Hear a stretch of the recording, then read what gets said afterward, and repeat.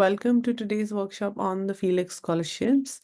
I will just very quickly introduce you to Project EduAccess and to your panelists who will then take you over the Felix Scholarship and the different aspects of the scholarship.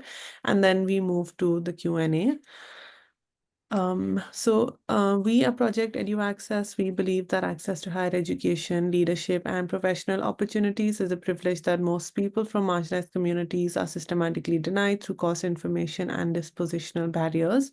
And we try to improve inclusivity in these spaces by removing some of these barriers for marginalized communities in the global south.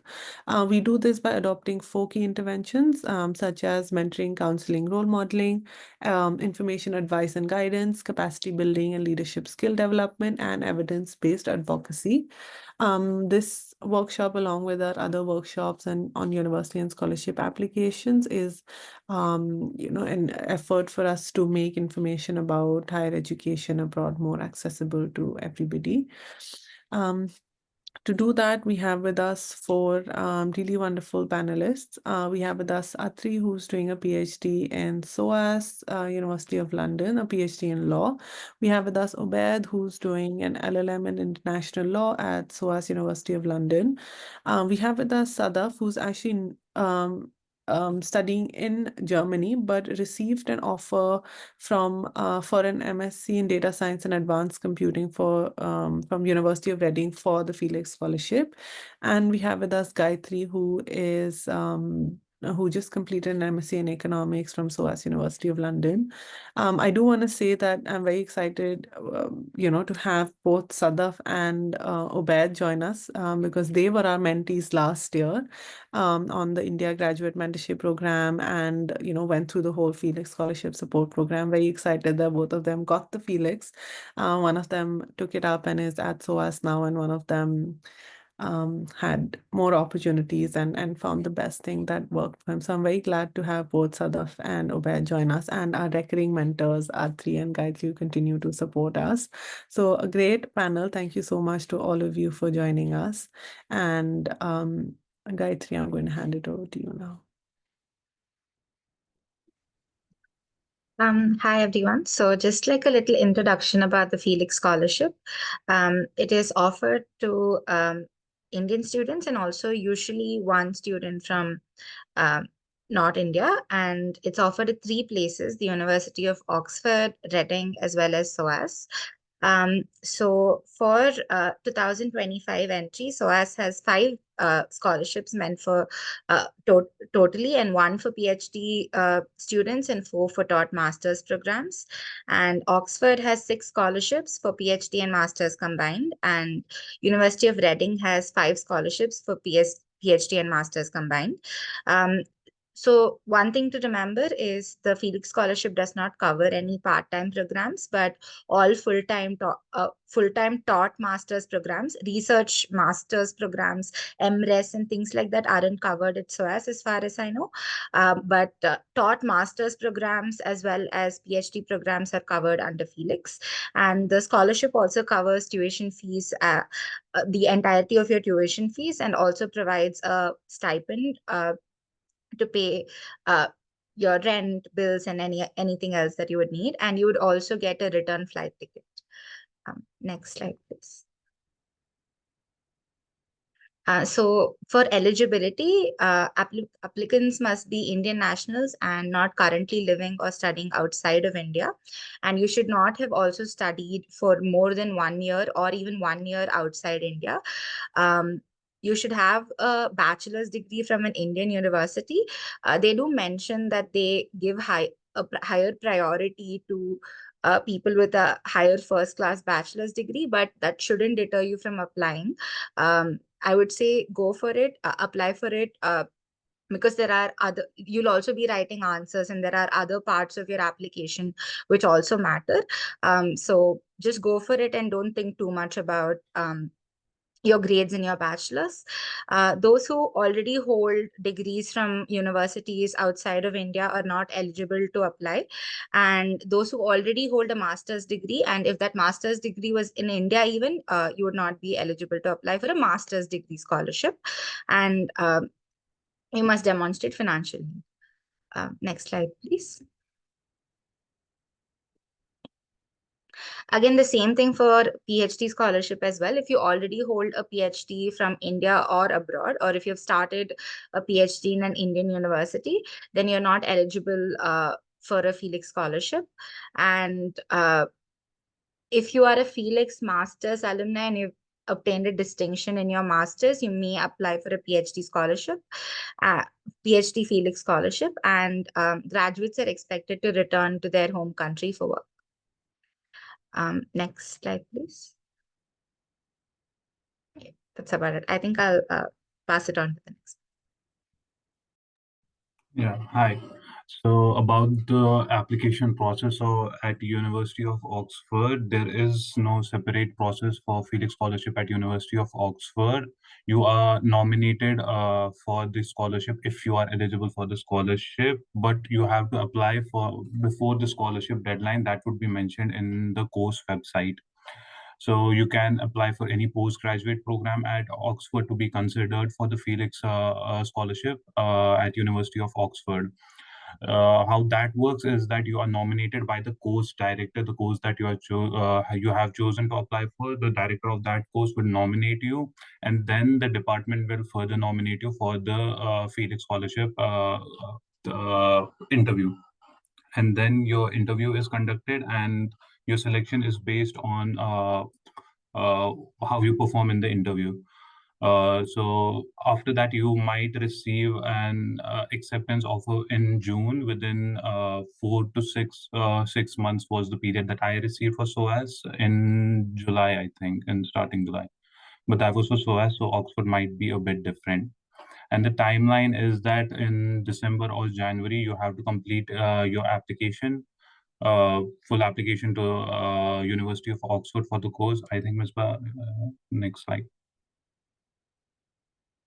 Yeah, so candidates must submit the complete application to their program of choice by the course deadline. The courses would have deadlines, separate deadlines. Like I said, there is no separate application for Felix Scholarship. And in February to March, you are likely to receive an admission offer from the department. And then in April to May, you may receive an email that you have been shortlisted for the interview.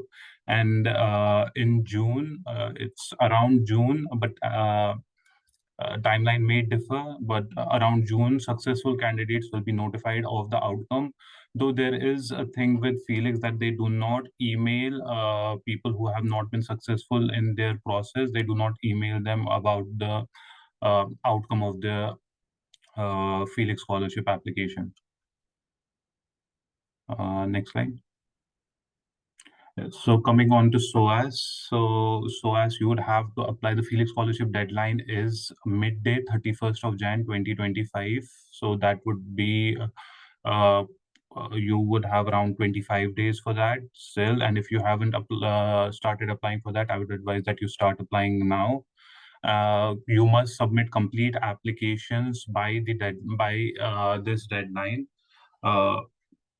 So what happens is for SOAS, it takes them around four. They say that it takes us around 4 weeks to process your application for admission. So you would have to take that into consideration. And you do not need an offer to study before applying for the Felix Scholarship, but the website does say that you must have an offer before the Felix Scholarship Selection Committee of SOAS convenes. So that would be around mid-Feb or to late Feb. So by that time, you should have had your offer from SOAS. So there is a link on the SOAS website where you can fill out the Felix Scholarship form, and the panel will then consider your application, and then you may be selected for the interview. Next slide, please. Yeah, thanks. So timeline is January, is that you should complete your application by, I would say that around 10 to 15 Jan, you should submit your application to SOAS, your admission application to SOAS, and by 31st, you have to submit your Felix Scholarship form, submit your Felix Scholarship form. And in February to March, you will likely receive your respective offers from the departments. And then in March to April, you may receive an email that you have been shortlisted for the Felix Scholarship, and then in April to May, you may be invited for an online interview, which is conducted by the Felix Scholarship Trust, and it includes a few members of the Felix Scholarship Trust and also a few subject matter experts as well. And successful candidates will likely be notified by June about the outcome of their application. And like I said, unsuccessful candidates do not receive an email from Felix, but there are also exceptions to that. For example, some people that I know had received a rejection email from SOAS. So you may or may not receive a rejection email. Hopefully not, but some people do receive that email. Yeah, thanks. I will pass it on to Sadaf for the university, please. Hello, everyone. So as for writing, the process is pretty much similar to as Ubaid already talked about. So what you would have to do is simply apply for your course at writing. If you get accepted, you'll get an acceptance letter. And after that, you go to the portal and see what all scholarships are there, and you can apply for them.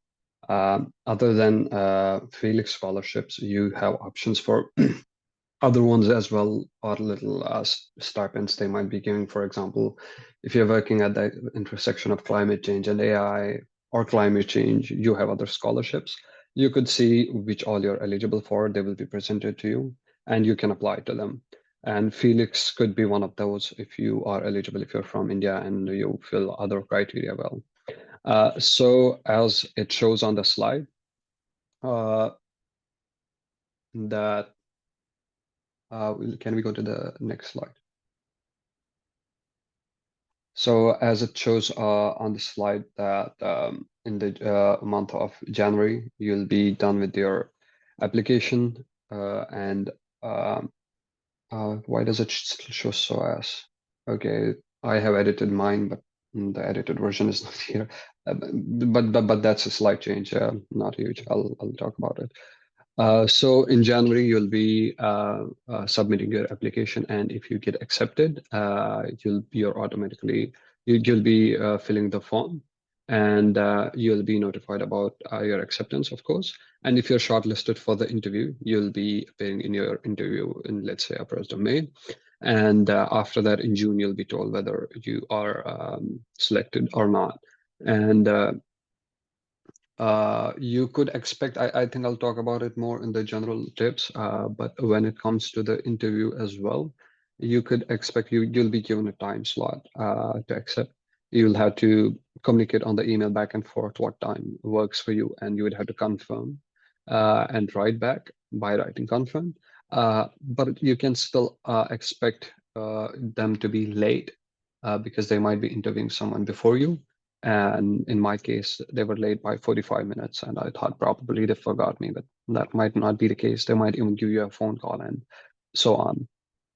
So as Ubaid already said, you might not get a rejection email at all.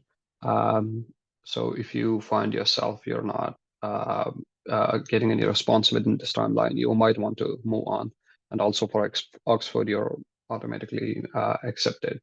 If you actually fill the criteria for writing well, you don't have to fill any other form for that. I applied for that as well, but there I was rejected.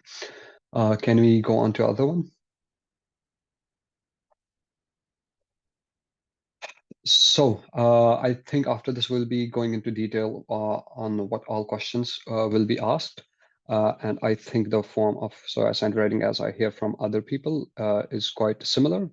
So you'll have some of the questions and you'll have word limit, and it's recommended that you copy and paste those questions to some other page of yours on Word, because what also happens is it will also, when you log in, you have a time limit if you are typing, and the time limit window closes, it might refresh and you probably have not saved it already.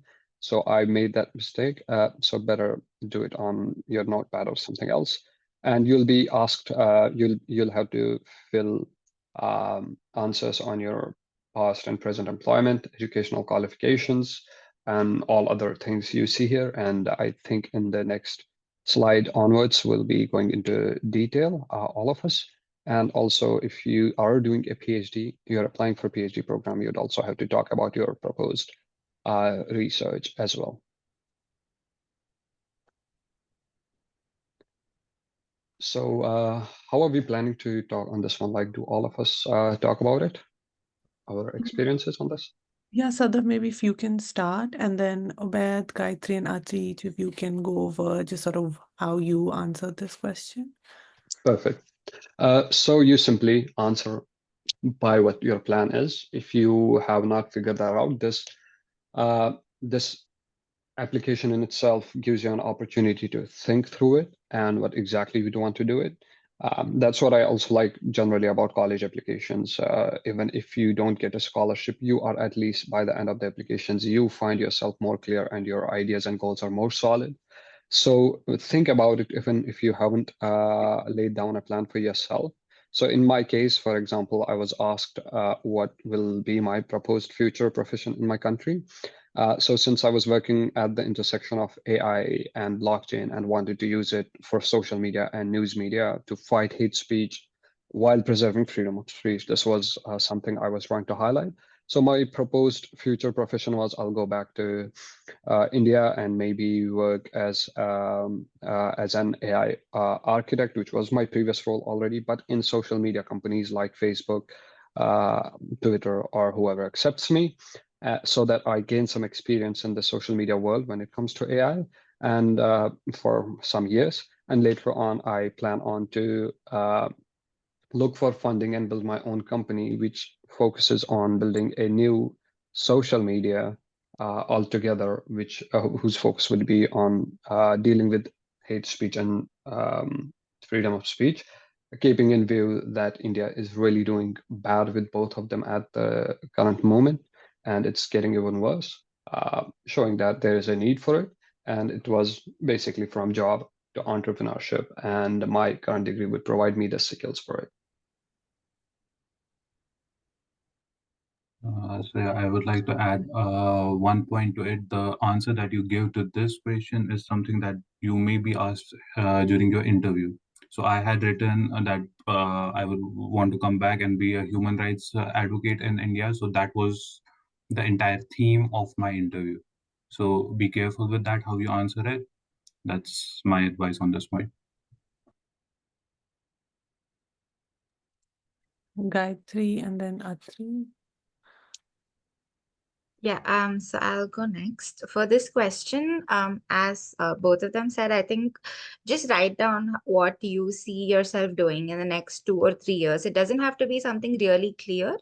Of course, be specific about what you want to do, but if you're feeling a bit confused about what you want to do in the future, if you do want to pursue a PhD, don't think you'll be marked down, because even I, in my application, did mention that in a couple of years I would like to do a PhD, and I don't think I was marked down for that. So if that's what you want to do mention it, go for it. Just have a clear structure about which area that you want to work in. For example, do you want to work in policy? Do you want to work in research? And how will this degree help you do that? You can even write things like, hey, this is what I'm thinking about right now. These are the kinds of this is the kind of area that I want to work in. Maybe you want to work in policy, but you can also say that you're looking for other opportunities, and you hope this degree will kind of help you not only achieve your goals, but might open a bit more doors as well. So think about it. Just have a 3 to 5 year plan and see what you want to do, and try to see how specific you can be in the sector that you want to work in, or if there is a specific goal that you have. Just try to see how you can put that in this part of the application. I wouldn't overthink it too much. Don't think that you need to give them a certain kind of answer. Just be honest and just see what you want to do, and try to be specific. Don't of course, don't say like 10 different things, but just try to be specific and try to be as honest as you can, and I think that will work. Yeah, I agree with what Gayatri said, that you answer honestly at that point what you feel like would be your prospective career. It really doesn't have to be like, this is what you have to end up doing or something like that. but is at that point, what do you think how your course would lead to a certain career? Just that. You do not have to list something extraordinary or something like that, but something that seems plausible, something that you can do after that degree.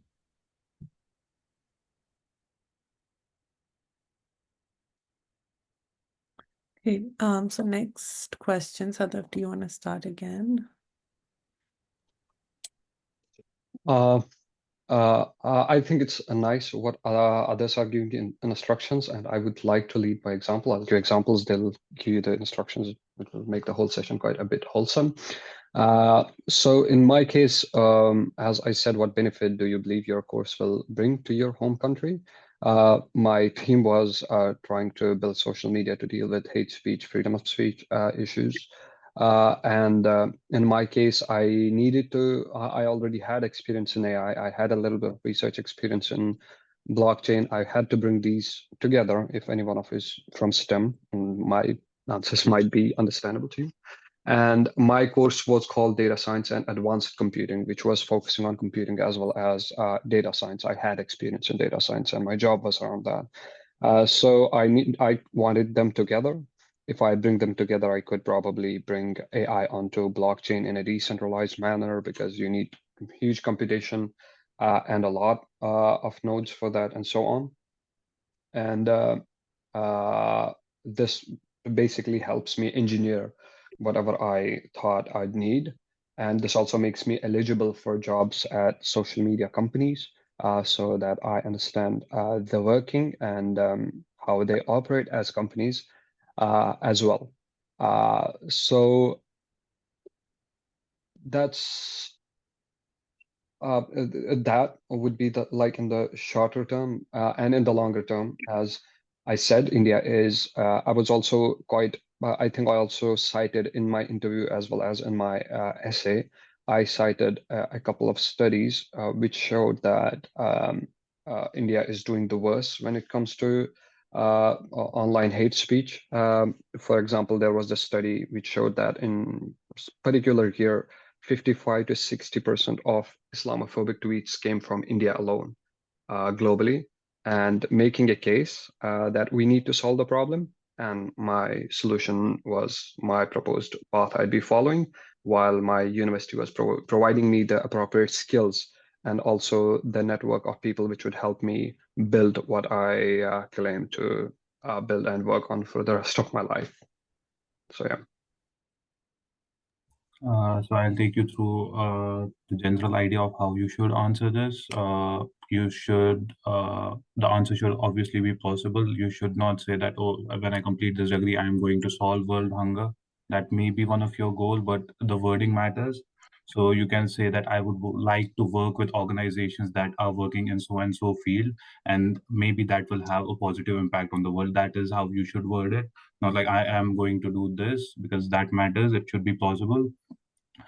The benefits that may seem simple to you, but they may have great importance on the grassroots level. So you can also talk about that.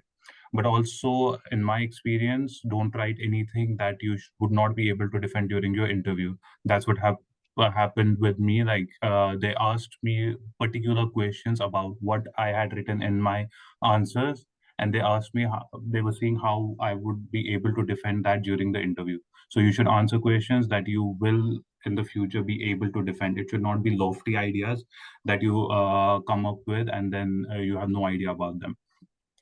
Also, when we say that be grounded, but it should show some heart as well.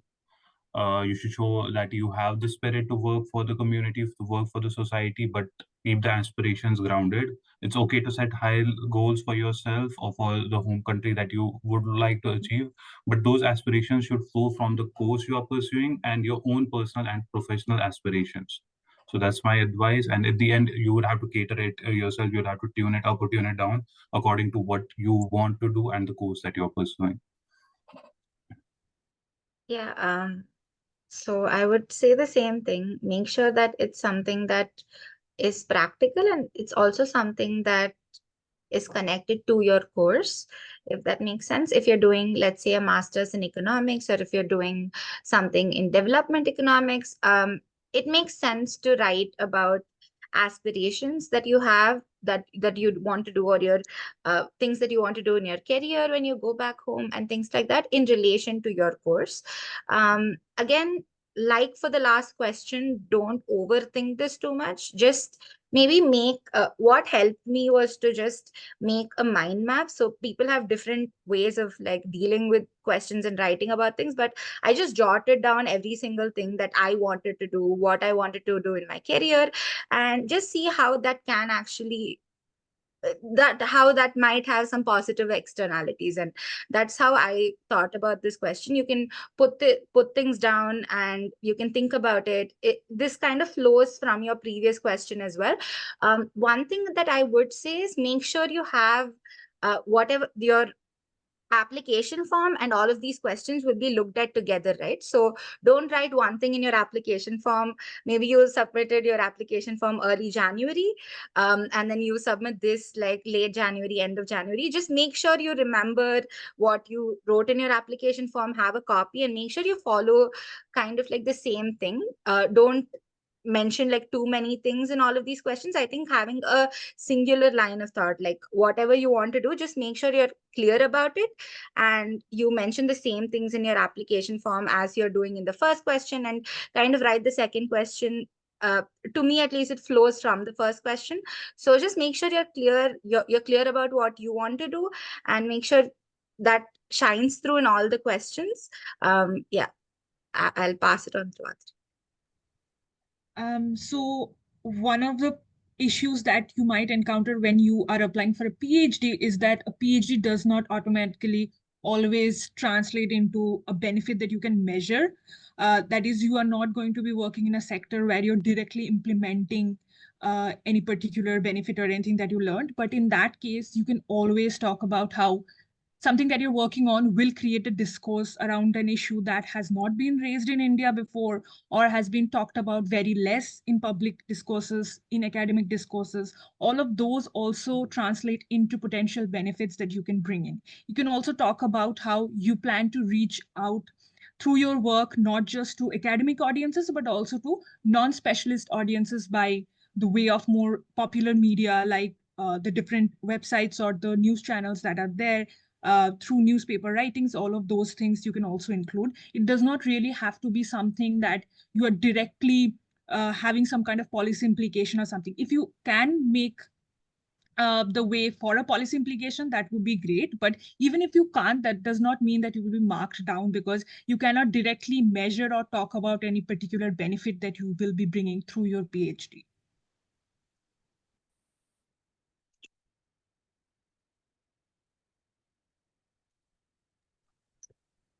So again, I'll lead by example.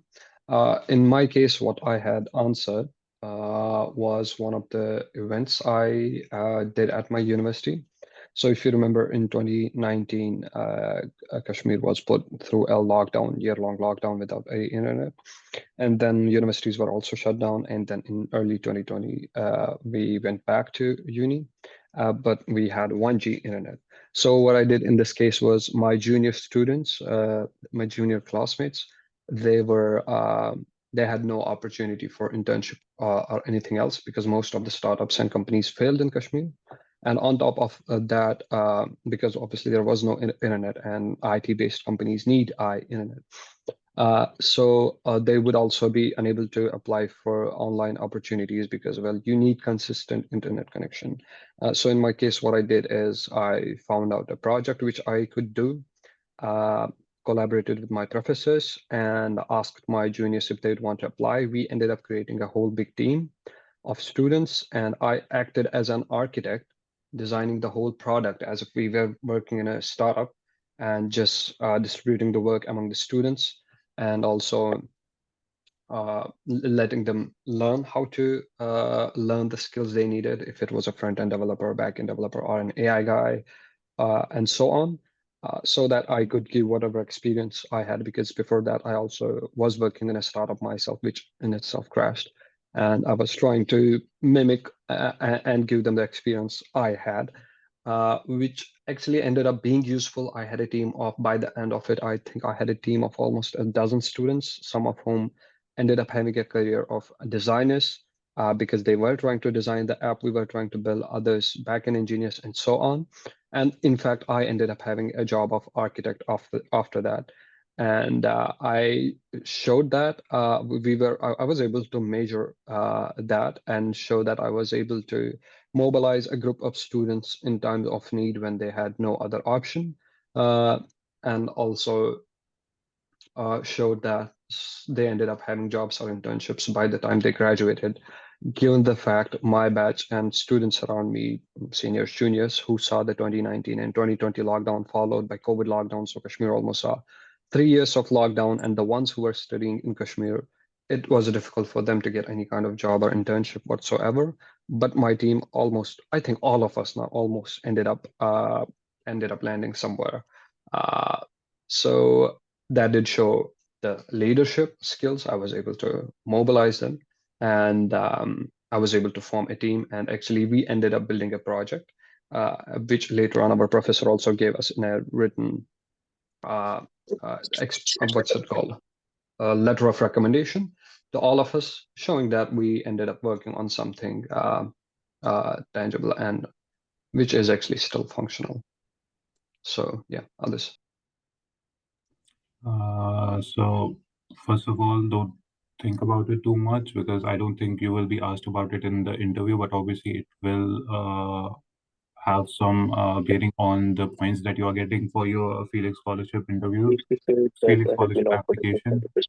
So one thing that I did in my answer to this question was to demonstrate how I had held some leadership positions in my student career. That's the advice that I would give to you, like show your leadership capabilities, even if you have not had leadership roles, but still the roles that you would have performed in your life or in your studies, try to portray them as you having leadership skills or skills that will help the general public in general, right? So that's something that you should bear in mind. Write about the impact of the work that you have done, either on your own self for your personal growth, but also try to show the impact that it has had on the society. So that's something that I incorporated in my answers. And last, that should apply across all the answers. Try to be as specific in your answers as you can. Do not write vague things in your answers. That's something that is frowned upon. So you should be specific about the impact that you have had, the work that you have done, and the impact that that work has had in the society. So that's my book.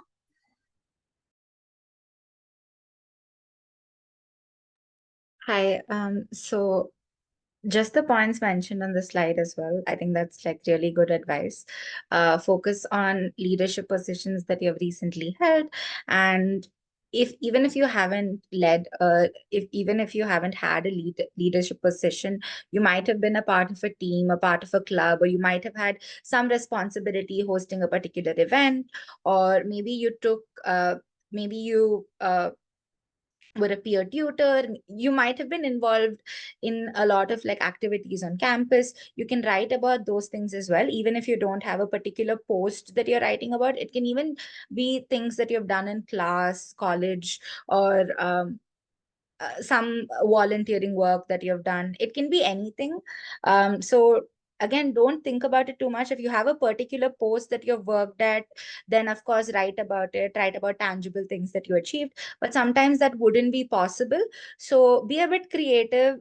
Think about the different things that you have done in class, maybe even like in your academic work, maybe some team projects, some group projects. It can be anywhere that you have taken some responsibility and you've towards like achieving a certain goal. So if there isn't a particular position of leadership or a particular post that you can think about, I would think about the other things that you have done in college, or maybe you have some work experience, even things that you've done in work, and then write about that. So don't keep like even if you haven't had held any posts or positions of responsibility, don't let that deter you from applying.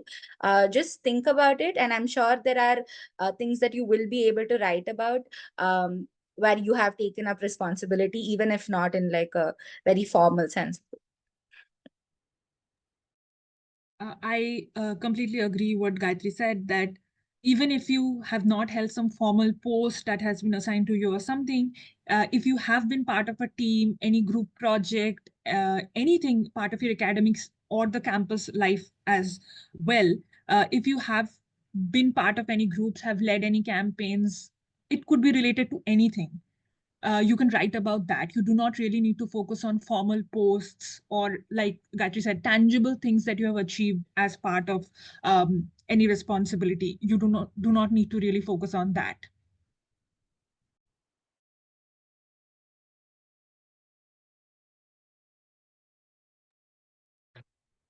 So in my case, I simply wrote about the hobbies I have. And luckily I was able to measure them a bit, but I was also asked about it in the interviews. So one of the things I wrote was I like working out, and I had been working out for almost 7 years consistently. And I also wrote that when I started, I was 53 kgs, which is extremely underweight for my height. And then this year I'm 70 with a body fat level of this much, which I don't remember what exactly it was back then. I also wrote about that I like watching Oxford Union debates and other debates. And I also wrote, in fact, if I end up being in UK, I might want to visit Oxford debates, Oxford Union debates. And also I wrote that I like reading philosophy and classics based off of philosophy like Dostoevsky, Tolstoy, or even Nietzsche. So they asked me what was messy was they actually, in the interview, they probably get a panel of people who are related to your work, probably professors from, I think in my case, from IITs. I knew someone among them. And they were actually professors and knew my field way better than I. I mean, they taught AI. I was just working in AI and studying AI. But they also had someone from philosophy who started asking me philosophy questions. And I had to push back and let them know, no, I do not study philosophy the way you're asking me questions. I just have an existential outlook to my life, and I read it as a hobby. I don't read it in an academic fashion. So be ready for that as well. They might ask you in details about your hobbies. They didn't have anyone from the gym, so no questions on that apparently, but definitely on philosophy and debates. And they also wanted me to. They also asked questions at the intersection of philosophy and the work I have. I don't exactly remember what. And they also asked me a question on did I research about particular branch of philosophy which is related to my work? What does it even mean to have a freedom of speech and so on? So I was unable to answer most of them, and I pushed back and said that's not how I do my hobby. I just read, I just think, and that's for myself and personal issues of my life. I don't usually bring them into my work. So others can give you the general overview of the thing now. Yeah, so for the extracurricular activities, you have to talk about your extracurricular activities that you have taken part in. They can be anything from sports to debate competitions to law students have moot court competitions to any symposiums or that you might have attended, anything that you have done. So you can talk about that, but also show that again how that has helped you grow. Another thing, I wrote about all those things, the competitions that I have taken part in. But what I also did was I wrote about my interests.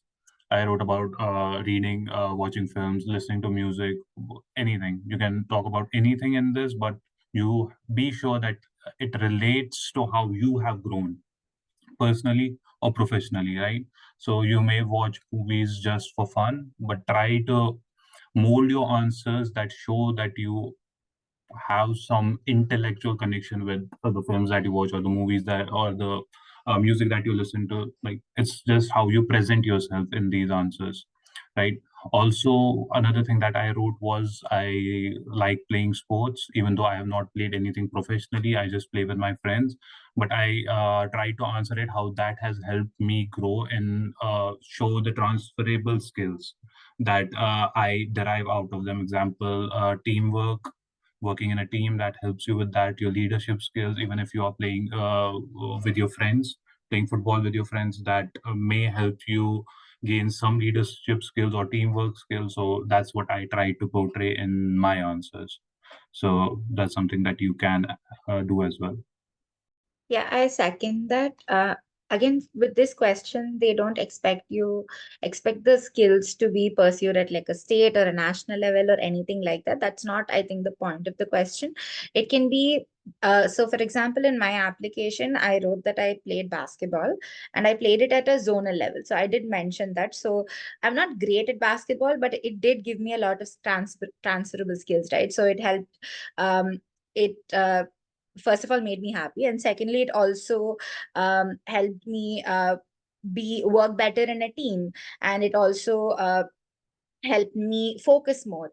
And these are the benefits that it had for me. So you can also talk about what you bring to the team. So when you were a part of the team, how did you contribute? So I think that is the way I would think about this question. So what are the activities or interests that you usually pursue? And of course, think about it in two ways. What does it give you, and what do you get out of those activities, but what do you also contribute? Let's say you're a part of like a music group, or you like playing a sport, so what do you bring to the team as well? I would also focus on that aspect of it. And you can also write about things like debate, public speaking, if you have experience in those areas. But if you haven't done many extracurriculars, you can also write about your interests. You might really like watching films, right? So you can talk about the films that you like watching and what kind of films that you like. You might like reviewing films, and you can talk about how that helps you think critically. So you can focus on interests or things that you like to do in everyday life as well. And again, I would pick one thing and think about it in two ways. How does it help you? And if you're a part of a team, or if you're reviewing films, for example, or any of those things, how do you how can you contribute? How do you contribute through your hobby? That doesn't have to always like come through, but because the question kind of focuses on it, I would see if you can like touch upon that as well when you're writing your answer. Eh, all of you gave such great advice, but my experience actually particularly with extracurricular activities was that I did not put much thought into it at all. So like I was a classically trained dancer, so I wrote about that, but I really didn't talk a lot about how I learned a lot of skills or anything from there, and surprisingly did not also come up during the interview. But I guess it's not just about the skills that you learn, but it's also about the personality that you develop based on some of the hobbies or the activities that you undertake. So it's not just about skills all the time. Of course, it's great if you can showcase that you learned a lot of skills from that, but also the kind of person that you became as a result of these extracurricular activities. You could talk a little bit about that as well, because it's also about bringing out your personality in the interview as well. It's not just about the knowledge or the skills that you have.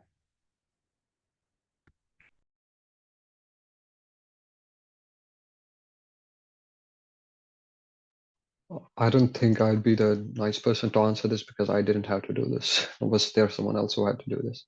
Yeah, I can take this one. So this is a very important question for the PhD applications because this is where you get the chance to talk about your research. So as mentioned in this particular slide, when you're asked about this question and it's only 450 words, and it's very difficult to talk about your entire research, your context, everything in this particular part. But what I would suggest is do not go deep into your theoretical framework right over here.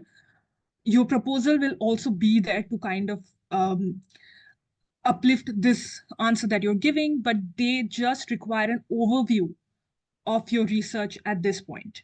So prioritize writing about your main research problem. What is the question or the problem that you're particularly looking at?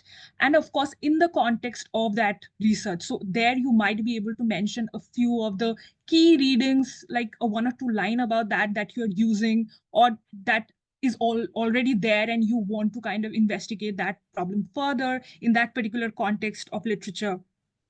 And your voice should be visible here. That is the question that you are asking. What is new about your research? That should come out here, more than the theory, data, or facts.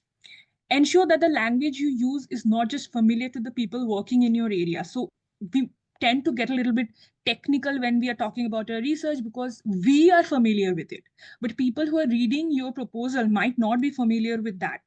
Because in the interview also, you might have 1 or 2 people who are specialists in your area, but there are other people also in the panel who will not be familiar with your research. So you need to kind of explain if you are using some particular language, that particular word or thing that is there in your research, but it won't be that clear to somebody who is not a specialist in your area.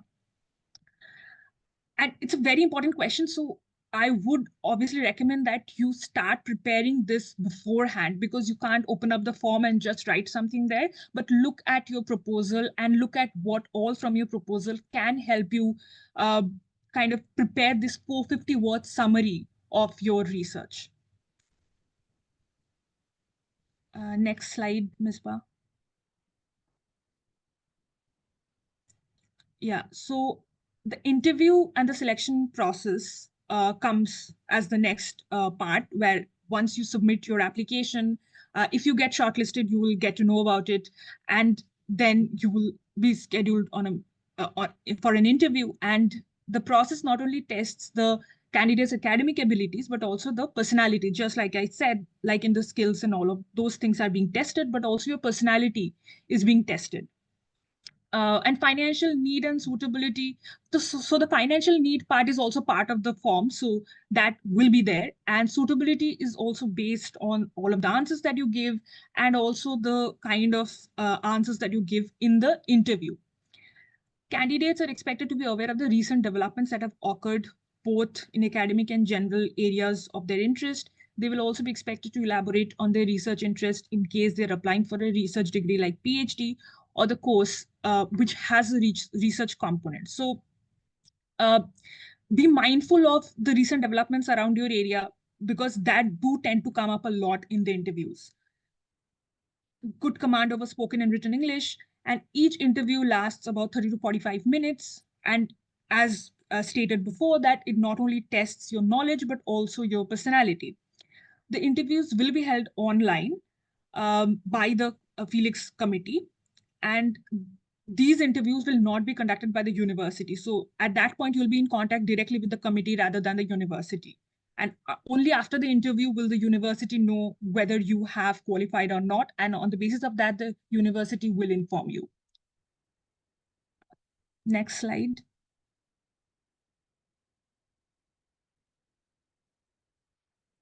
Yeah, so I'll just go through the general tips, and then everybody can kind of join in. So technical questions, of course, from your area will be there. There will be a panel of specialists and also from other fields that will be there. They might try to push you until you fail to answer, to test your knowledge, and that won't be a negative sign. So we'll come to that again, I think, when everybody kind of weighs in on their experiences with the interviews. And most importantly, if you don't know the answer, tell them, but in a way that kind of shows that you are aware of the things around it, but maybe that particular thing you might not be aware of. And the fact that you are interested in knowing further, therefore you will be looking into that. And you might be asked questions about hobbies, skills, and other things at the technical level. So yeah, everybody I think can weigh in on this, because I think the interview is a very, very important experience. Right. Sadaf, go ahead. All right, thank you very much. So I was the one to write this, and I think I already spoke about it a bit. So as I said, they'll have a panel of specialists in whatever field you're applying to. They might be professors, and they'll ask you questions with nitty-gritty details you might have to explain, and they will definitely try to push you to a place that you cannot answer. They'll just try to dig in until you fail, and then they'll move on. And it was not, I think, just me, but two people who before that helped me with mock interviews. They said the same thing. They pretty much warned me about it. And when they were doing the mock interviews, they did do this for me. And I'm not sure if Gayatri and Sengupta was there helping me, or was it someone else doing the mock interviews for me. And what happened, especially in my case, is when they'd ask me the questions, I did not know the answers. I would try to beat around the bush for some reason. And I'd also try to say things related to it. And what happened is they would end up rephrasing the question until one of the guys actually told me to shut up if I don't know, because it's making them actually repeat the question and rephrase the question because they feel I'm not I'm not understanding what they mean. And after that, I actually said no to every other thing which I did not know, and they actually did not mind that. I initially thought, okay, I messed up because the way I was told to not answer if I don't know. So if you don't know, just say you don't know or you know something else about it. And they asked me questions, for example, when it comes to AI, they asked me questions which were actually quite basic. For example, I would have to explain something about linear algebra. I said I'm not sure, but this is what I know as of now. They asked me about Newtonian's something method in case of linear algebra. Again, you see, they are more like academic questions, and I have been working as a professional on the implementation level. So it was more of university questions, which I would have done in my university course back in the day. And also they talk about your hobbies. I already gleaned over that. And I think I'll let the rest of the people talk about it. So one thing I would say is, like everyone said, be calm. My interview, in my understanding, it did not go as well as I hoped it might go. But what I think saved my interview is before parting, I gave like a 1 minute monologue. But I may not have been able to answer any of the questions, or I may not know anything about what you were asking me, but I am eager to learn. So this is what the purpose of me applying for SOAS and for Felix Scholarship is, so that I learn. In this moment, I may not know about some things that were asked to me, but that's something that I would want to learn. So that's how, in my understanding, that's what saved the interview for me. So it's about showing courage in the face of adversity, because they are going to be very adverse to you. So that's something that they do, and everyone that I have talked to, they have had the same experience with it. So be calm and try to show some spirit, and yeah, that's it. Yeah, just to kind of add to this, that in the PhD interviews, mostly the questions will be around your research proposal. So make sure you know the nooks and crannies of everything that you have written in your proposal, and also about the recent things that are going on around your research, if it's something that's a contemporary topic. And also make sure that because you're applying to the UK for a research you're doing on India, make sure you have the answer prepared for why you're choosing the UK or that particular university for your research, because that is something that does come up. And also, if in the related topic there is something going on in the UK as well, try to read up about that a little bit. Yeah. The rest, I agree with whatever the other panelists said. Wonderful points. Great. That was really, really amazing. Thank you so much, Sadaf, Gayatri, Ubaid, and Adri. Very comprehensive. With that, we move to the Q&A part of the session. If you have any questions, you can raise your hand and ask your question directly to the panelists, or you can put your questions in chat and I'll read it out, or you can send it as a DM. There's one question in my DM. I'm going to read it out, and in the meantime, others can sort of start putting their questions. The question is, I had a question about the Felix Scholarship for SOAS. They mentioned in the candidate assessment criteria that a candidate must have an unconditional offer by the time the scholarship panel meets. However, I'm in my final year at Stephens and will get my transcripts by August. Therefore, I can only get a firm offer by July or August. How will this affect my scholarship application? Yeah, sorry, that's the question. I think they will know that because your transcripts will come in late. For example, even I had an unconditional offer because I didn't submit my English language test, and it was okay. I don't remember the timeline exactly, but if it's an unconditional offer because of things like English language, or if it's just because of your transcripts, I think it should be okay. Maybe others can weigh in if they have like a better idea, but that's how I remember it. Yeah. So I would say I have not had any experience of this sort, but I think they have. It's if you have an offer, any offer from SOAS, you might be considered for. That's how I see it, because one person I knew, they were also graduating, for example, in July or something, and they were selected for the Felix interview. I do not know about that, but you may have check up on that, or either write an email to SOAS Scholarship and see how they respond, because Like writing an email would be amazing. That will give you a peace of mind as well. And they are usually quite communicative over the email. They do reply quite fast back and forth, and they in fact expect you to write quite early. I remember in one case when I was asked that this is the time for interview, and I did not write confirm the same day, then I got the email next day. Please let us know if you're planning not to go for the scholarship. I'll just write confirm and give us your phone number. So yeah, they're quite active. And in fact, I don't remember the name of the guy who's leading whole Felix Scholarship. He Ye- himself is the one. Sorry? Jahan. I don't know. No, the person who is actually the main interviewer in the panel as well. yes, Chauhan, yeah. Yeah, Johan, yeah, yeah, Johan. yeah, yeah, yeah. He's the one who will be communicating directly to you. They'll have your phone number as well if needed, and they'll reply usually. Perfect. Another question. Okay, so there are two questions. One is, what is the word limit for these questions? And second is, can an applicant apply and be considered for the Felix Scholarship at all three universities, or does one need to elect to apply to be considered for the scholarship at only one university? So as for the word limit at SOAS, there is no such word limit, but the dialog box for the Microsoft form, it has specific characters, specific number of characters that you can type into that. I do not recall what the number was, and that's the only word limit that you have. Essentially, there is a character limit. So you figure out what the character limit for the Microsoft form is, that's your word limit.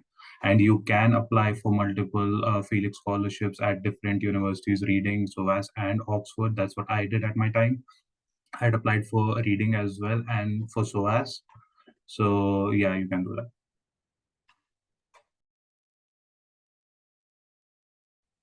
Okay.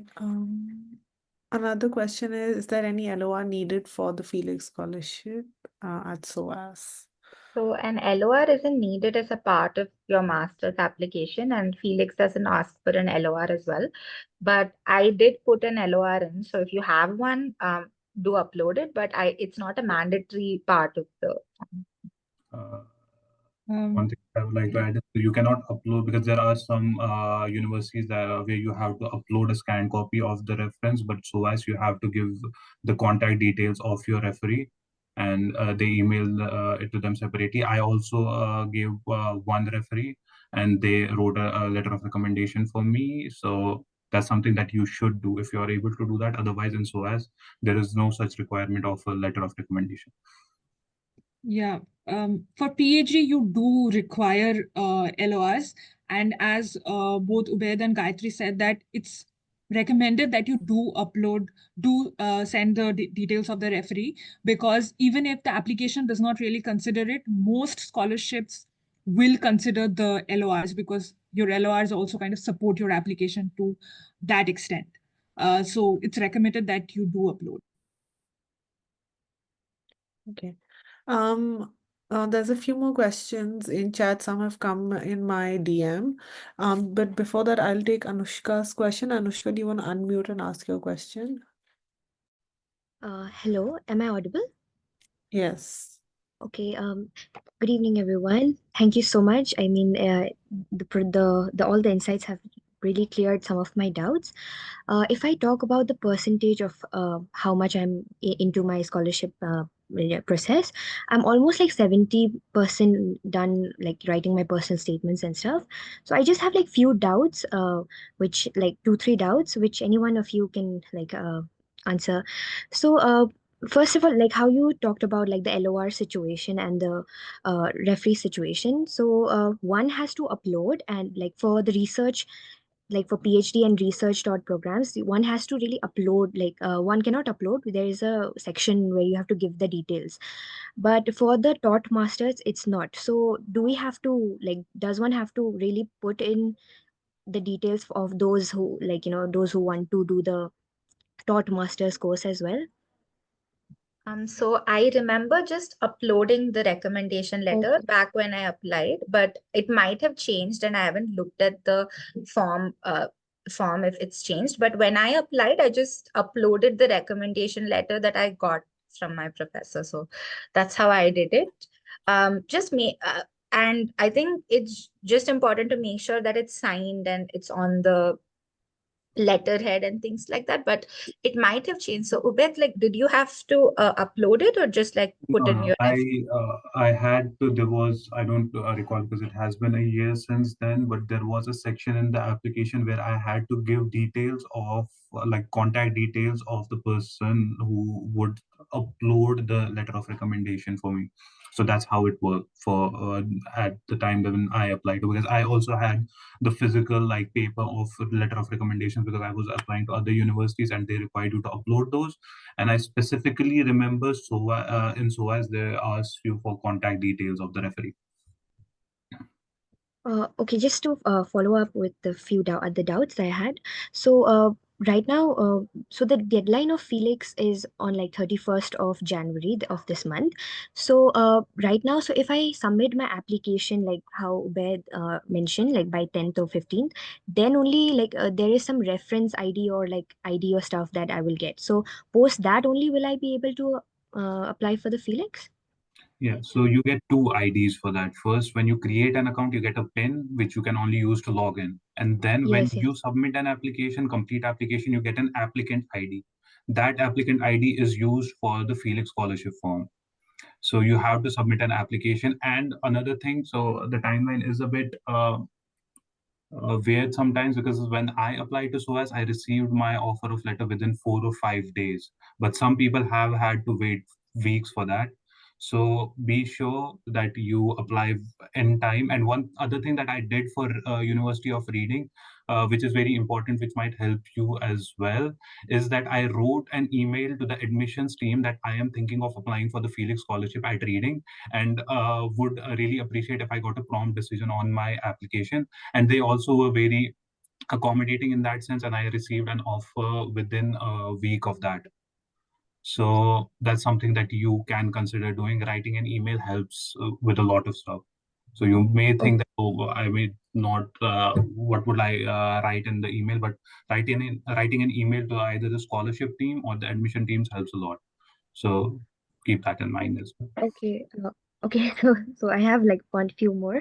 So coming to the personal statement and the CV as a criteria to upload. So for the CV, like do you like recommend like putting like pre-university achievements or like stuff like that, or you would want, or one is required to restrict themselves at the university level, the engagements? I would say keep it to the university level because that was something that I was also thinking about when I was writing my application, and I did keep it to the university level. But if there are any achievements that you really want to mention from your at your school level, it might be something that something that you're really proud of, then yes, of course, just highlight that maybe, but mostly just keep it to university and after. So I would suggest that. With regards to the personal statement, so like personal statements, like I kind of researched from here and there. They showed that personal statement has most to be a very should be more of like narrative and story based wise, and like SOP is more like academic stuff. So like, what do you recommend? Like, should we add both of them or just focus on the narrative or like story based aspect in for the personal statement? I think it's up to you. Others can like chime in, but I think it's up to you. When I wrote my Felix personal statement, I remember writing it like my SOP. Again, it depends on you and how you want to structure it. Just make sure that you just make sure you fit all the requirements that they mentioned. But how you write it, I think, is completely up to you. But others can chime in and like mention their experience. So one thing that really helped me is the project EduAccess guide on these. So they're on their website, they have the guides uploaded. So you may check that. But in the end, in my experience, I don't think there is any difference between personal statement and NSOP. It's just how you present yourself. It's an opportunity that is given to you in writing in 1,000 words or however much words that you are given to present yourself. And how you choose to present yourself is up to you. But go through the guides and they are very helpful. Those are the guides that I used while writing my SOP or personal statement as well. So do that. Just a last question before. I'm so sorry if I'm taking much of the time. Once you're like after your application, once you're actually filling the Felix form, like how no actually there is no clarity on this. Like how one can show their financial need, or like is there any certificates do we have to provide, or like how is it? No, I You think don't. they only ask one question, is that if you can pay the fee by yourself. So I think that that was the only question that was asked. And if if you can't pay the fee by yourself, and if you then you're eligible to apply, as far as I know. That was the only question I remember asking about financial. Yeah, and there were a few questions in the form when I applied. So it was like family. I think there was also a question about family income and how much funding have you already secured, either from your parents, your friends. There are different dialogue box from parents, friends, other scholarships, your government, your employer. So you'd have to answer those. But in the end, you do not need any certification for that. You can write anything. I wrote, I have zero. I have secured £0 so far for my funding. So that's how I did that. And my family income, you can just give a ballpark figure of that. So yeah, there is no like a requirement of evidence to show that this is you are actually in need of a financial assistance or anything. Okay. Thank you so much. I mean, it cleared a lot of the doubts. Thank you. Perfect. Okay, so I'll just read a few questions that have come in my DM. Is it possible to apply this week or next in PhD programs of these three universities and get the decision letter before 31st January? Or should we write to the admissions committee to inquire if they could process the application, considering the scholarship application deadline is quite close? So if I might just answer that, you don't require a decision by the 31st. You just need your application ID, which you'll get as soon as you submit your application. So if you don't get your application ID, and if you don't get a email from SOAS or any of the other universities that you've submitted it, of course, email them. But as soon as you submit, you'll receive an email that you've submitted your application, and this is your applicant ID. You can take that applicant ID and apply to this scholarship. So you don't need a decision per se before application. The decision you need before the scholarship committee meets, which will be in April or May. So I think you don't have to worry about receiving a decision, right?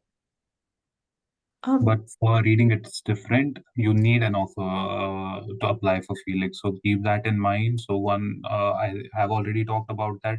One thing that can help is writing to the admissions team. So yeah. Great. Another question is, for a PhD program, would one's bachelor's and master's percentage matter, or is there any eligibility criteria on any limit who all can be allowed? So basically, is there like an eligibility for marks or percentage? I'm not sure if there is like a minimum criteria that is there, but of course the marks will matter because the UK system kind of functions on academic merit and academic achievements a lot rather than other things. So, like I think we also read out during the slideshow that one of the things that they look for is that they probably will mark higher those who have a high first class. That stands true for PhDs as well, particularly in masters, the kind of marks that you have received. But again, that's not the only criteria, but that does have a lot of importance in the assessment of your application. But as far as the minimum requirement is concerned, I would urge you to go back to the SOAS and reading websites and to kind of check that out because I'm not entirely sure if there is some minimum criteria or not. So just to add one more point to this, one of my friends did a language course and they applied to Felix. They got through to Felix, but one of the questions they were asked in the interview was, why were your grades so low? So they mentioned that, hey, I did a language course and these are the reasons why my grades were low at that point, and they did get the scholarship. So yes, grades do matter, but don't self-reject. Go for it, apply for it, and just have answers ready, or just make sure that other parts of your application, you mention, like, your interests, why you want to do the particular course. Focus on all of those aspects and don't self-reject from applying, is what I would say.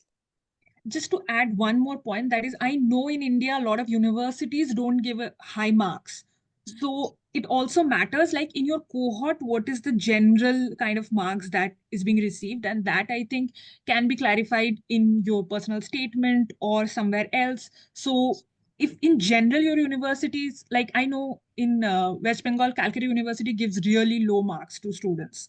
So of course, in comparison to other universities, their marks will be lower, but it's something that's of a general trend in the university. So if that can be specified, I think it works better. Amazing. I am also mindful of time, and we have exceeded the 1 hour limit for the session. There's two more questions. One has come to my DM, and there's one in chat. So I'll just take those two questions. Okay, sorry, another one has just come in my chat. But these would be the last questions that I take. And then we'll close the session. So the first question is, I think we addressed this already, but again, do we need to have an unconditional offer letter at the time of interview, or does Felix take interview with conditional offer letter? I think there is a requirement of an unconditional offer letter, if I'm not wrong.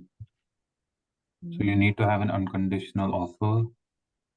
But if you're not able to obtain an unconditional offer for a particular reason, just email the scholarships committee of the relevant university and they will get back to you. Especially if it's because of transcripts, like previously mentioned, just mention that it's because of your transcripts that you'll not get an unconditional offer. Also mention that you're applying for this particular scholarship. Also, if possible, screenshot the scholarship details and just put it in the email, because a lot of the times they might not be aware of the exact thing you're asking about or your exact scholarship, because they're dealing with a bunch of things. So to avoid like back and forth, which is a mistake I have made in the past, just give all the information in one email so that you get like a prompt answer as well, and you don't have to do a back and forth. Great. The other question is, for SOAS university applications, we're required to select two courses in order of preference. Do we have to discuss both courses in the statement of purpose, or only the first preference? And does the second preference or the second preferred course have to be related to the first? This is one question. The second is, are Indian students supposed to submit a 500-word progression statement? One thing that I did at my time was the courses that I selected was both LLM. So LLM International Law was my first preference and LLM General was my second preference. I am not sure whether it has to be related to the first course or not, but you would have to again like double check that. I don't have an answer for that. But for the second question, the progression statement, that's only required for UK students, if I'm not wrong, because I did not write that. Yeah, I would say the same thing. My first and second reference was economics and development economics. So it was similar. So ideally, I'm assuming it should be similar.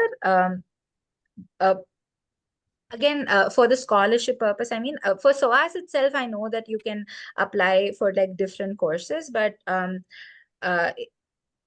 for the scholarship, if you are writing, I would mostly focus on your first preference and the course that you really want to get into. And if they are similar, that kind of helps with writing your statement of purpose. But yeah, again, I'm not too sure about how to like answer that. Okay. I think that was it. So just one final question that's in my DM is asking, I've done a master's in liberal arts from India. Can I apply for the Felix Scholarship? For a second master's, no, but for a PhD, yes. Yes, perfect. I think that's about it. Do any of you have any questions in your personal Yeah. chat? Okay. I have one question in my DM. Oxford places a lot of emphasis on research and writing skills when selecting applicants. What does SOAS look for in MA applicants? I guess you're the best person to answer. I'm not, because I didn't apply for MA. So Also, it's the I master. applied to Oxford and SOAS for an master's program, and Oxford asks for written they ask for like essays and things like that. SOAS doesn't ask for that. All they require is a personal statement. So for my course, personally, I didn't have much research experience before undertaking my course, and I just mentioned the experience that I had so far and what my interests were. So I think both the applications are a bit different, and I don't think there's too much emphasis on that for as far as I can.